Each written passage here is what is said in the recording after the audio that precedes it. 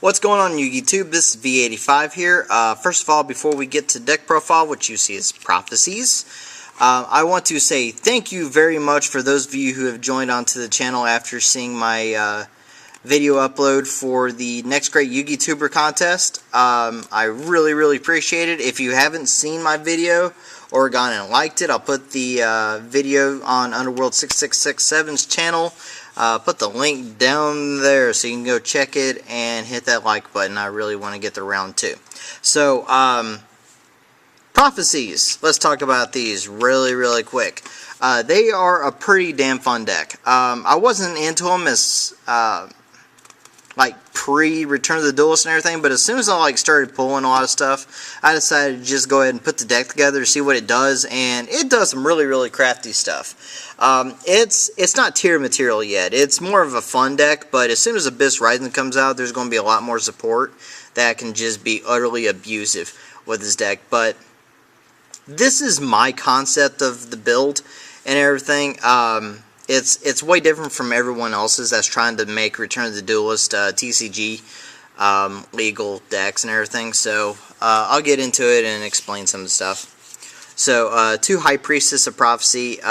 She's pretty much your Dark Arm Dragon. She's super easy to special summon as long as you don't move or as long as you don't bust the camera and shit like that. So she's super easy to special summon, and then once per turn you can banish a spellbook card from your graveyard or hand to pop a card on the field, which is always really cool. 3 Strength of Prophecy. This is pretty much like your engine recycler. Once per turn you can shuffle a spellbook spell card from your graveyard back into your deck, and then target one spellcaster on the field and up its level by 1 and by 500.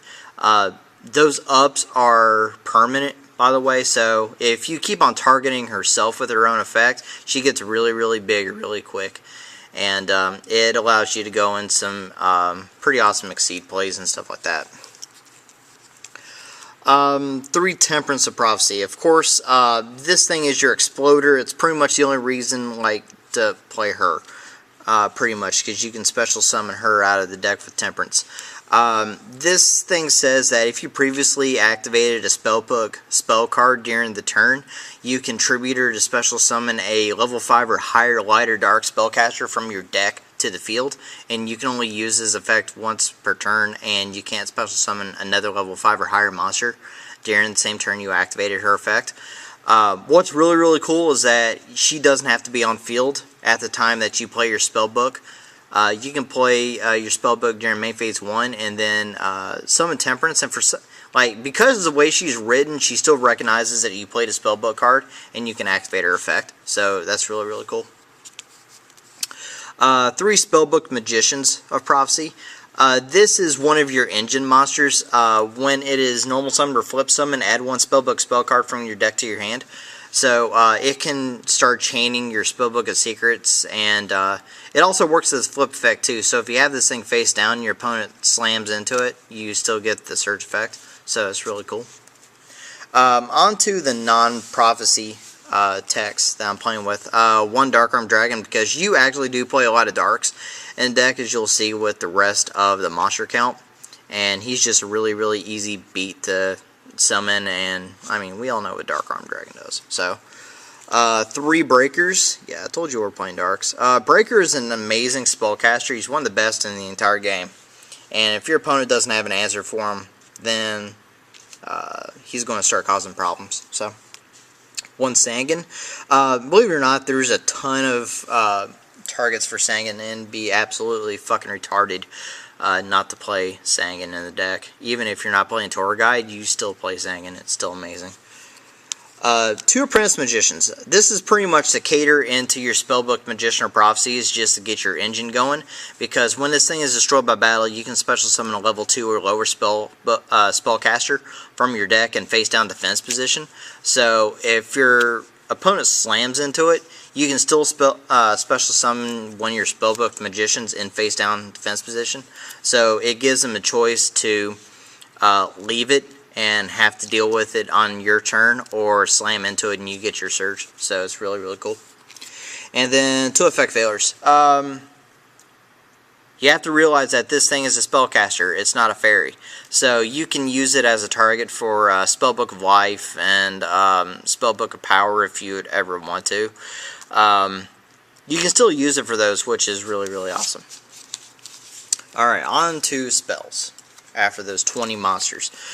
So, 3 Spellbook of Secrets. This is pretty much like an e-call for the deck, except it searches out your other spell cards. You add 1 spellbook card from your deck to your hand, except for Spellbook Secrets. And one thing about all these spellbooks, you can only activate 1 per turn. So you can only activate 1 Spellbook of Secrets per turn, 1 Spellbook of Life per turn, 1 Spellbook of Power per turn. But this thing searches out the other 3. Plus it can search out Spellbook Magician Prophecy because it says Spellbook card, not Spellbook spell card. So keep that in mind as well. 2 Spellbooks of Life. This is pretty much a recurring Monster Reborn. What it does, you banish 1 spellcaster type monster from your graveyard and reveal 1 other spellbook spell card in your hand. Special summon 1 spellcaster type monster in your graveyard and special summon that target in face-up attack position and equip it with this card. The equipped monster's level is increased by the level of the monster that was banished by the for this card's activation. So what will happen is you reveal your spell book, banish a spellcaster. It can be any spellcaster, and then special summon your spellcaster from the grave. So let's say you activate this and you special summon High Priestess of Prophecy from your graveyard, and you banish Effect Veiler because it is a spellcaster. She'll come out as a level 8. So, have to bear that in mind. The other really cool thing about Spellbook of Life is that if your opponent decides to let it go, and then you try to go for an attack or something like that, and they chain MST to your action, Spellbook of Life dies, but your spellcaster does not. This doesn't equip like Premature Burial or Call the Haunted. The only thing that changes is the level of the monster that is equipped, so it'll go back to its original level. So also keep that in mind. 3 Spellbook of Powers. This is actually my favorite one of the entire pack. Target 1 face-up spellcaster monster you control. Until the end phase, it gains 1,000 attack.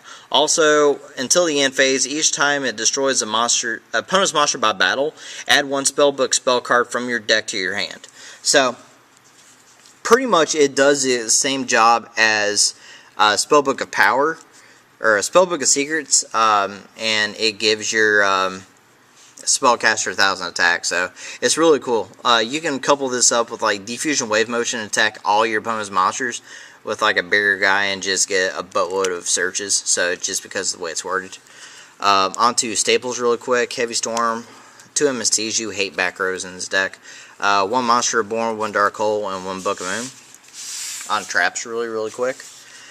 Solemn Judgment, 2 Warnings, 2 Mirror Forces, and 2 Fiendish Chains. It's pretty simple. Extra deck really quick. There's only a couple really cool cards in it. Catastor. Tempest Magician, you can go into her very quickly with your effect failures. And you can use Spellbook of Life to modify its levels. So if you have a level 3 on board, you just banish it 2 for Veiler, and you can make her. So it's really interesting. It's like a late game kill card if you just need to hit them really quick. 1 Black Rose, 1 Stardust, 1 Scrap Dragon, Leviair, Tempo, Zenmaines, Roach, Utopia, Maestroke, Zenmayo, Adrius, Tiras, and Hierophant. I don't make Hierophant that much, but when I do, I win the game. I'm just going to say that. And I'm not just copying the Zeki's guy. When she comes out, she wins. So, comment down below, tell me what you think. I want to play around with this build a little bit more, make it a little bit more consistent, and try to work it a little bit better. But I'm liking this one so far. It's just fun. So comment down below, tell me what you think. Again, thank you guys for coming over to the channel, and I'll see you guys later.